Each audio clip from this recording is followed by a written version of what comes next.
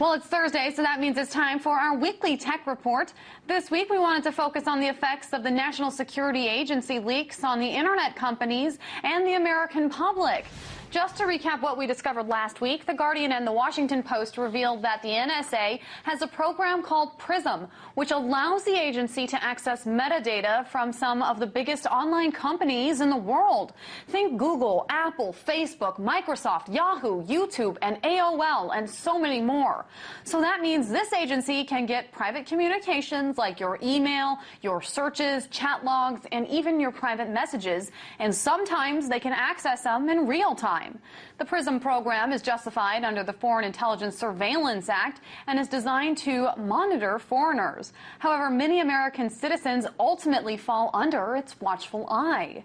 But these internet companies deny that they give the NSA carte blanche to rummage through their servers.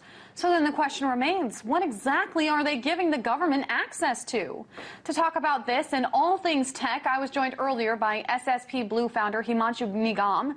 I started off by asking him about the different reactions from the internet companies. One of them is Google, who is asking the NSA to allow it to release information about exactly what data it handed over to the government in order to clear up some of the erroneous reports.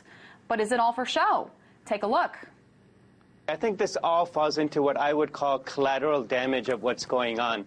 On the one hand, the most important thing that you can do with a customer is to have their trust. Without trust, you don't have a relationship. Without that relationship, you lose your revenue and your greatest sources of revenue. And all these companies have been getting hit by the one arm of the government that's saying, do something about privacy. Customers are demanding it, and they have been responding. Microsoft, Google, they're all great examples of that.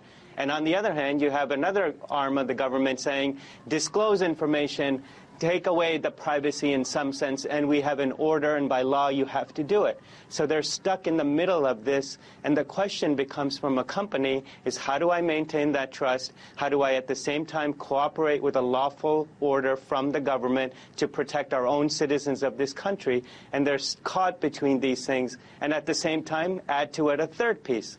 If you do start talking about what you're disclosing or who you're disclosing about or the fact that you even got an order, by law you are creating a criminal issue for yourself as a company. You could get prosecuted for that. And at the same time, if you did disclose it, there may be an undercover operation that you're jeopardizing and somebody gets killed. So the companies are caught in this little piece of large issue, which in essence is creating a lot of collateral damage. And I think what's going to happen as things pass, and I think if I was recommending to these companies, what I would say is start running an ad campaign. Run an ad campaign that separates the facts from the fiction. And when you do, and explain what happens in these criminal orders, how do they work, what kinds of information is requested, what is the company doing to protect your privacy in that process, I think customers will say, you know what, I actually get it. There are two competing interests, but they are very well balanced by the companies who are stuck in the middle of them, and they're taking both sides very seriously and trying to do the best they can, and in that sense they will and they can get their customer trust back. Now, Himanshu, Twitter is notably absent from this list of companies cooperating with the NSA's PRISM program. What do you attribute that to? Does that mean that customers should feel more comfortable using the microblogging site than they should with the other internet companies? Well, I think what we have to do is assume first, where would the NSA be investigating? They go where the terrorists might be going. And if the NSA finds out that there's terrorist activity or activity against the U.S. happening on a Twitter platform, they will eventually get there.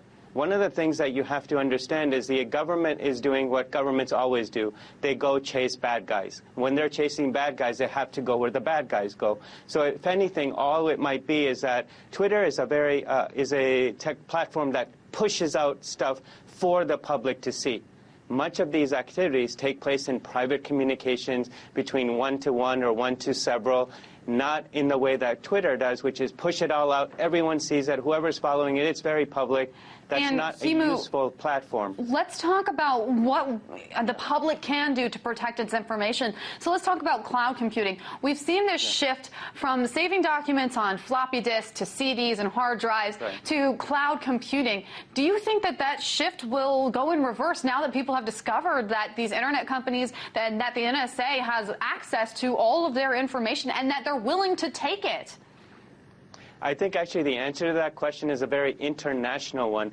If you're a U.S. company that has done a great job in cloud computing and you're trying to get into the European marketplace, that's the first place that backlash will occur, because from a European citizen point of view, the customer in Europe, they don't want to work with a company in the U.S. that the NSA can access information from. So I think the first thing that's going to happen is a concern out of the European citizenry versus the U.S. citizenry.